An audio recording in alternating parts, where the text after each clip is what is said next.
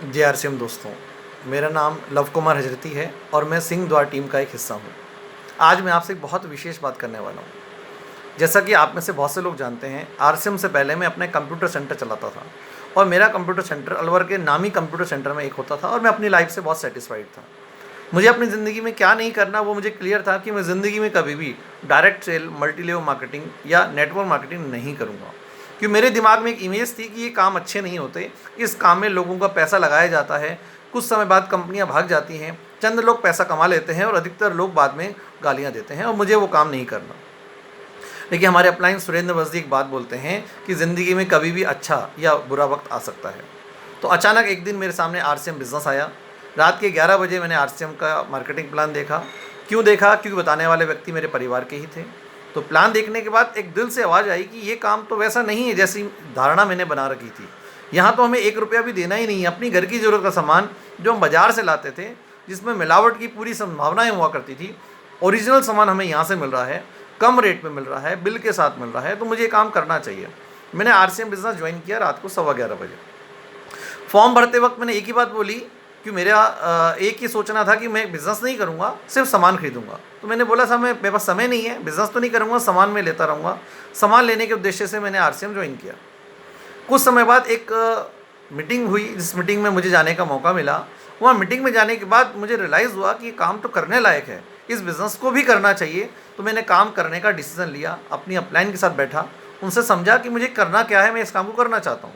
तो मेरे अपलाइन ने जवाब दिया कि भैया, आप अपना कंप्यूटर सेंटर चलाते हो तो उसके लिए आपने ट्रेनिंग ली हुई है, तभी आप चला पाते हो। तो ये काम में कामयाब होने के लिए आपको यहाँ ट्रेनिंग लेनी पड़ेगी और ट्रेनिंग लेने के लिए कहीं जाने की ज़रूरत नहीं है। RCM के सक्सेसफुल लीडर्स की CD हैं, ऑडियो हैं, उनको आप सुने, घर बैठ के आप ट्रेनिंग ले सकते हैं। मैंने रेगुलर ऑडियो सुनना शुरू किया, प्लान देना शुरू किया। धीरे धीरे कुछ समय के बाद, पहले महीने के बाद 723 रुपये का मेरे घर चेक आया। जब पहली बार मेरे पास 723 रुपये आया तो मेरा विश्वास बढ़ गया कि वास्तव में पैसा तो आता है। मैंने और मेहनत करी, लगातार चलता रहा। लोगों ने विरोध भी किया, लोगों ने मजाक भी बनाया, लेकिन जब भी कोई व्यक्ति विरोध करता था मैं निराश नहीं होता था, क्योंकि मैं ये मानता था कि RCM को समझने से पहले मैं भी तो विरोध करता था, मैं भी तो लोगों को मना ही करता था। तो मैं जब मना करता था, मुझे भी मना करने वाले लोग तो मिलेंगे। तो मैं हिम्मत नहीं हारी, लगातार चलता रहा, करता रहा, सीखता गया, चलता गया, सीखता गया, चलता गया, सीखता गया। करते करते RCM का एक रॉयल्टी लेवल पर मैं पहुंच गया। कमीशन की बात करें, 700 आए, 800 आए, 1000 आए, 2000 आए, 2500 आए, 5 आए, 10 आए, 20 आए। पैसा आता गया, विश्वास बढ़ता चला गया।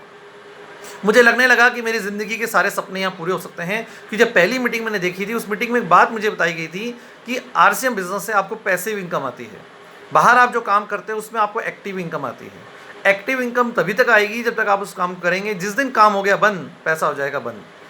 इसी वजह से मेरे दिमाग में ख्याल आया कि भैया, कंप्यूटर सेंटर तो खतरे का काम है। जिस दिन बंद हो गया तो मेरे परिवार का क्या होगा, जिस दिन मैं इस दुनिया में नहीं रहा तो मेरे परिवार का क्या होगा। जब RCM में मैं रॉयल्टी पर आया तो मुझे क्लियर हो गया कि पैसिव इनकम मुझे मिलेगी और मेरे सारे सपने यहाँ से पूरे हो जाएंगे। लेकिन अचानक, क्योंकि अच्छा और बुरा वक्त कभी भी आ सकता है, बुरा वक्त दोबारा मेरे सामने आया। जिस व्यक्ति के साथ मैंने बिज़नेस ज्वाइन किया था, जिन्होंने मुझे इस सिस्टम में ज्वाइन कराया, जिनके साथ मैं सीख रहा था, जिनके भरोसे मुझे लगा कि मेरे सारे सपने पूरे हो सकते हैं, अचानक एक दिन मुझे मालूम चला कि उन्होंने ही RCM बिज़नेस छोड़ दिया। बहुत धक्का लगा। मुझे लगा कि अब मेरे सारे सपने टूट जाएंगे, अब मैं कभी कामयाब नहीं हो सकता। बड़ा निराश हुआ। ना केवल वो व्यक्ति RCM छोड़ के किसी दूसरी कंपनी में गए, मेरी टीम से जिन लोगों को मैंने तैयार किया, ट्रेंड किया, मेरे टीम के मजबूत लोगों को भी वो अपने साथ ले गए।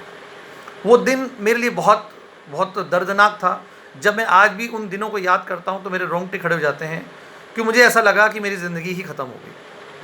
लेकिन क्योंकि कुछ CD सुन ली थी, कुछ अंदर प्रेरणा जागी कि नहीं, मुझे ये काम करना है। मैंने वो काम करने का डिसीज़न लिया। मैं भी चाहता तो मैं उनके साथ दूसरी कंपनी में जा सकता था, लेकिन क्योंकि मैंने बहुत से लोगों को कमिटमेंट कर दिया था कि मैं आपके साथ हूँ, तो मैं उनको धोखा नहीं दे सकता। तो मैंने RCM में ही काम करते रहने का डिसीज़न लिया। वापस से टीम खड़ी करी, फिर सीखा, फिर और सीखा, फिर टीम को मैनेज किया। करते करते करते करते फाइनली RCM का मैं टेक्निकल CEO बन गया।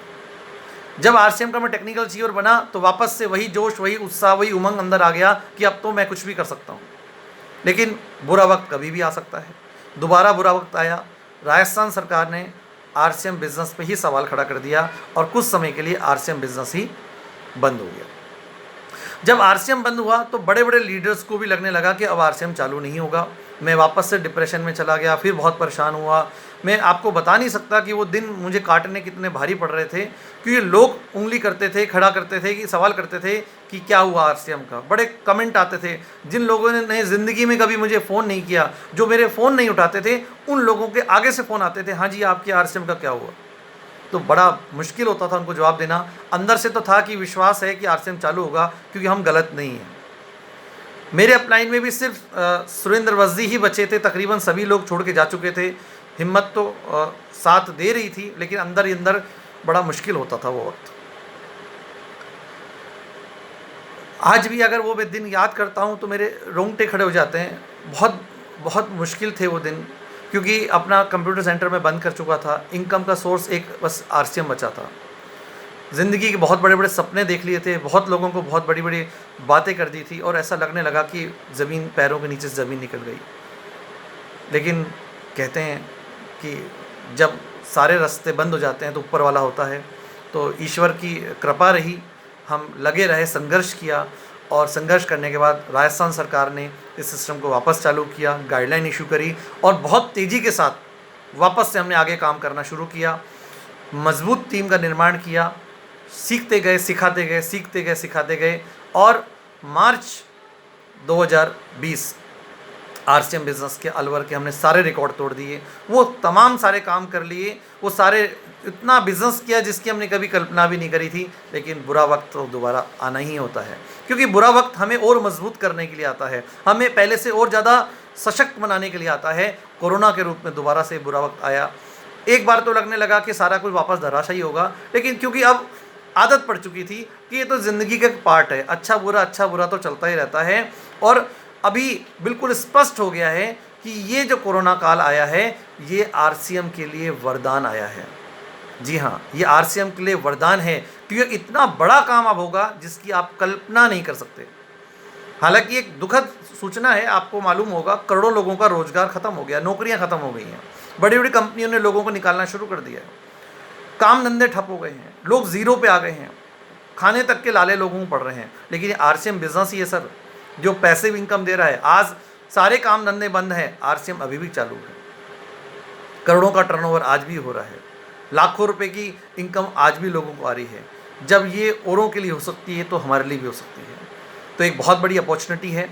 अभी मंदी के दौर से निकलने के लिए हिंदुस्तान में अगर कोई सबसे बड़ा विकल्प है तो वो डायरेक्ट सेल है, और डायरेक्ट सेल में सबसे बड़ा अगर कोई नाम है तो आरसीएम बिजनेस है। अब बात ये आती है जो मैं आज आपसे विशेष रूप से करने वाला हूँ, कि करोड़ों लोग आज आरसीएम में ज्वाइन होने के लिए तैयार हो रहे हैं। बहुत बड़ा व्यापार होगा, अरबों खरबों रुपए का व्यापार होगा आरसीएम का। लेकिन किसका होगा? होगा उसका जो अपने आप को ट्रेंड करेगा, होगा उसका जो अपने आप को मजबूत करेगा। ये वक्त है हमारे पास जिसमें हमें अपने आप को प्रूव करना है, अपने आप को साबित करना है, अपने आप को ट्रेंड करना है, अपनी टीम को सशक्त बनाना है। क्योंकि जो लोग ज्वाइन होंगे वो ऐसे ही किसी के साथ ज्वाइन नहीं होंगे। हर व्यक्ति भी ये देखेगा कि मुझे किस व्यक्ति के साथ ज्वाइन होना चाहिए। जो व्यक्ति एक्सपर्ट होगा, जो ट्रेंड होगा, जिसके अंदर लीडरशिप गुण होंगे, उसी के साथ लोग जाना पसंद करेंगे। जो व्यक्ति खुद ही ढीला ढाला होगा, जिसके अंदर कॉन्फिडेंस ही नहीं होगा, जिसको खुद को बेसिक जानकारियाँ नहीं होंगी, कोई उसके साथ ज्वाइन करना पसंद नहीं करेगा। तो ये वक्त आ गया है, हमें अपने आप को मजबूत करना है, ट्रेंड करना है। जो काम अब तक हमें नहीं आते वो सारे काम सीखने हैं, प्लान देना सीखना है, हमें 6 बेसिक सीखना है, 8 कोर स्टेप सीखना है, हमें 7 कार्डिनल रूल्स सीखना है, टीम से बातचीत कैसे करनी है, मैनेजमेंट कैसे करना है, वो हर चीज़ सीखनी है जो आरसीएम में कामयाबी के लिए ज़रूरी है। तो मैं आपसे एक ही गुजारिश करूँगा, पूरी ताकत लगाइए, अधिक से अधिक सीखिए, जितना ज़्यादा सीख सकते हैं वो सीखिए, और अपनी टीम को सिखाइए। जितनी बड़ी टीम आपके पास, टीम से मतलब ये नहीं आपकी टीम में 50 लोग हैं, 50 में आपके जैसे कितने हैं, कितने लोग प्लान दिखाना जानते हैं, कितने लोग रेगुलर सीडी सुन रहे हैं, कितने लोग 6 बेसिक्स फॉलो कर रहे हैं, उनकी संख्या बढ़ाइए। क्योंकि एक मजबूत टीम से ही आप बहुत बड़ा टर्नओवर कर सकते हैं। तो लास्ट में मैं आपको पूरा विश्वास दिलाने वाला हूं कि अब आरसीएम बिजनेस बहुत तेज़ी से काम करने वाला है। इस हिंदुस्तान की दशा को अगर कोई बदल सकता है तो वो डायरेक्ट सेल है, और डायरेक्ट सेल में सबसे ऊपर जो नाम है वो आरसीएम बिजनेस का है। तो पूरी ताकत लगा दीजिए, अपने आप को ट्रेंड कर लीजिए, अपने आप को मजबूत कर लीजिए, क्योंकि ये गोल्डन अपॉर्चुनिटी आरसीएम के लिए बहुत शानदार अवसर है।